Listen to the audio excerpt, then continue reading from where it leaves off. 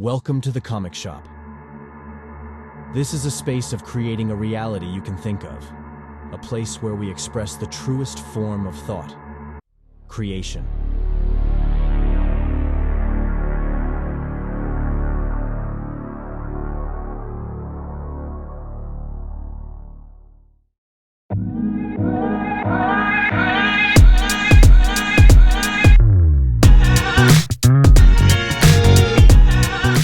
Alright guys, so first things first, as far as the mask on the front part of the helmet, I'm not too concerned about these two parts. I'm not even sanding these yet, these just printed out pretty good.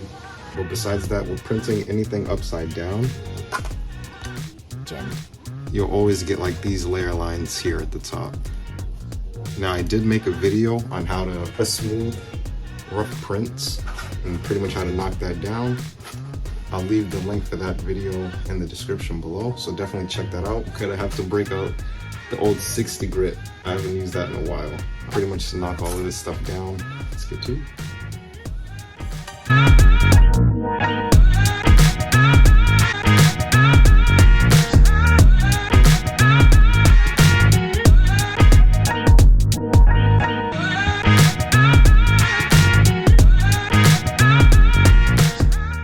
So as far as the 60 grit, I got one half done. But the main thing that you want to focus on when taking out layer lines is starting off with a very high grit. Again, this is 60. I always use these cutters first, just to cut. So these squares were like the old supports. After breaking the supports off, some of those are still there, so I had to break that off. So just clipping it off, clipping off any of these like small little layer hairs that you see within there. Definitely helps. Only thing with using these high grits is if you're printing something with a lot of detail, which this doesn't have, you just want to be careful because that will pretty much erase all of your detail with using something this strong. Again, this I expect to happen because I've printed several helmets upside down, the Mandalorian, Magneto, the list goes on. So I already know this is going to happen. This is just my process to taking care of it. So after about 30 minutes and a full bicep workout, your print will start to look like this. A lot more smooth. All that crust and nonsense is gone off the top. If you ever have a failed print, but your print is still good, look at where the print stopped at on the Z-axis. That's gonna tell you a lot. So what I was able to do is pretty much see, I think it was like 172, where I stopped this print at. So pretty much what I did is went into Slicer. I just found out where it stopped at on the Z-axis, put that into this, and made the rest of it.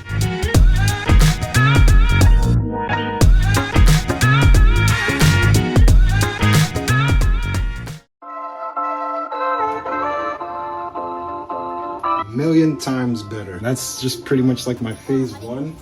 And then from here, it's just pretty much building up on top of that. So from here, it's gonna be Bondo, filler primer, more Bondo, more filler primer, more, no, I'm just kidding. That Stone Cold Steve Austin, he's like, more beer, more liquor. But the next process that I have to do now is welding these two parts together. So taking the two and making them one. To do that, there are different ways to PLA weld. Now using the magic of time lapse, I'm gonna show you how I line these up, put them together, and then solder. So stay tuned, I'm just gonna line it up right now. You may notice me struggle a bit.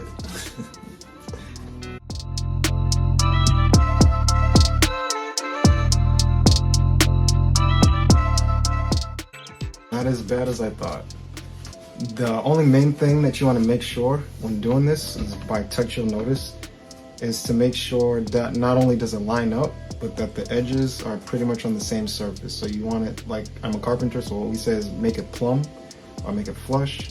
That means that I can run my finger over and there's not like a speed bump or anything like that. I want to be able to move my finger over, and from this surface to this surface, it's flat.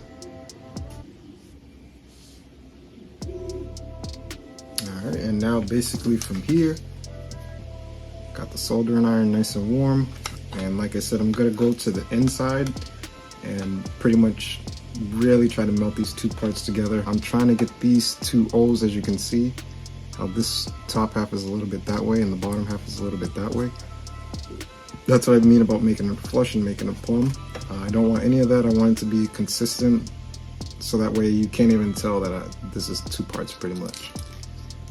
From the inside, it's kind of hard to do and show you guys, but I'm going to try to do my best. So here we go.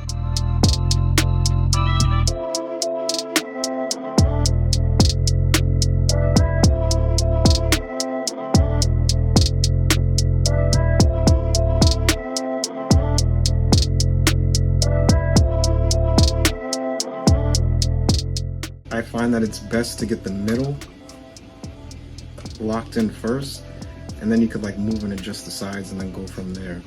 That's pretty much what I did, just made sure that was locked in, and then I went on the inside and pretty much just started bracing everything together. That's one way that you can solder. Another is what I can do is I can take a little bit of this filament, same filament that I was printed with, except this is green, this is black, and within certain spots I can put the filament here, like this little gap right here. You can see this little line right here. I can put the filament in there and then take the soldering iron and pretty much melt it in like that. Or I can do that on a bigger scale and use some of the raft. So I pretty much put the raft right in the spot, melt it all in, and then of course buff it down with the sandpaper, so on and so forth. So those are just 2 other tips and tricks that you can do to solder rather than just using this. You can get a little bit more creative and fill some gaps in, which is what I'm going to do now.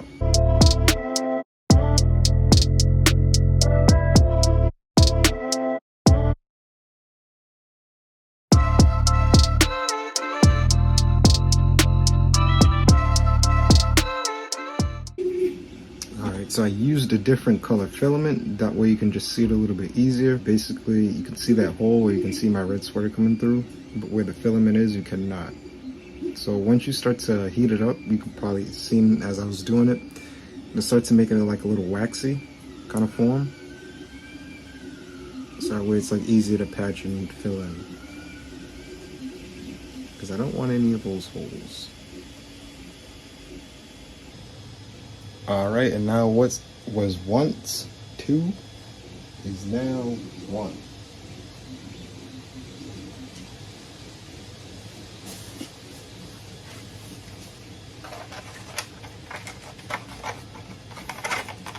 Dude, this thing is gonna be amazing. I'm printing out the rings now. You can probably hear the printer going for the ring caps that go in here, so that way this sits better, or how it's supposed to. And then the jaw. I can't wait. Now the jaw, it's kind of weird how DO3D did this, because they leave these hooks for this,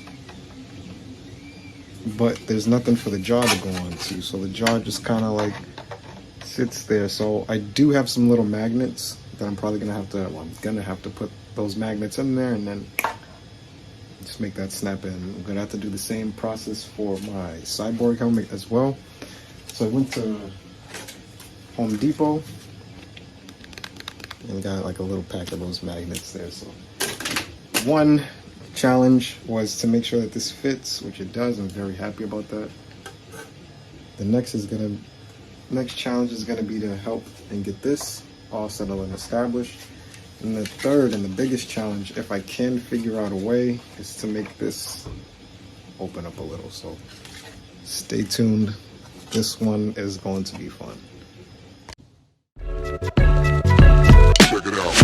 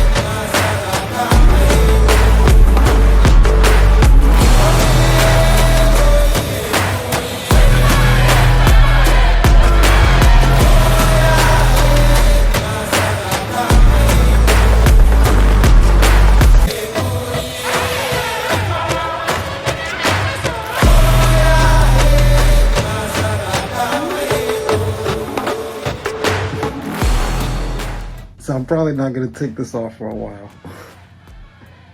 This is amazing. So as you guys can see, did a couple different things.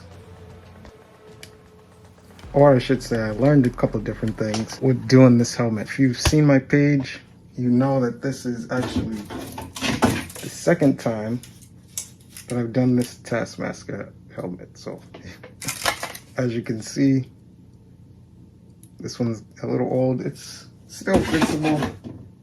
It's a little soldering, but the first things first is the color.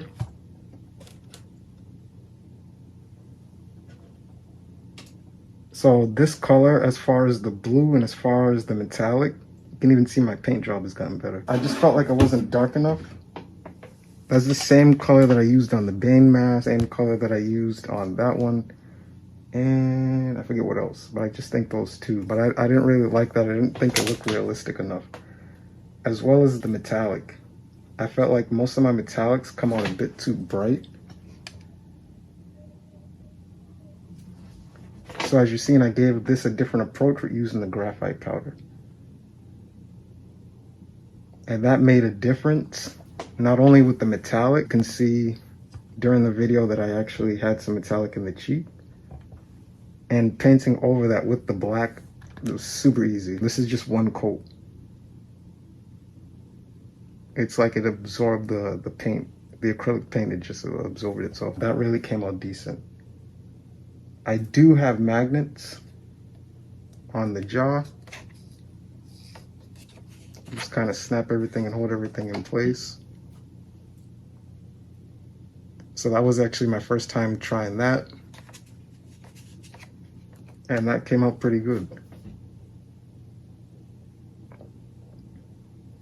Same tint that I use always, 5% window tint.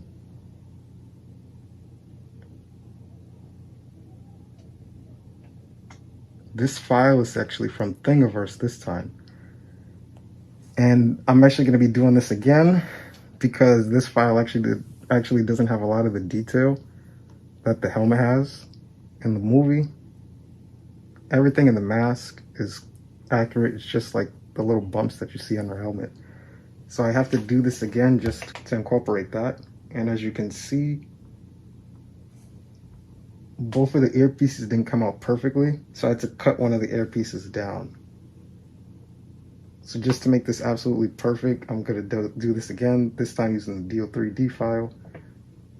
And now again, since doing this, I have enough practice to where I feel comfortable to making that one look amazing as well. But this one's definitely a keeper for now.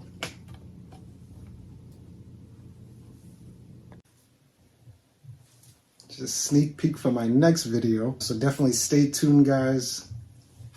As always, I'm working on something new every weekend, or printing something new, trying something different. I'm now bringing electronics as well. So if this video helped you, or if you like this video, definitely hit the like button and the share button, because you never know who else it may help. And definitely subscribe and then hit the bell button, so that way when you know, you always know when my next prints are coming out. It's BZ Comics, guys. As always, God bless. Take care.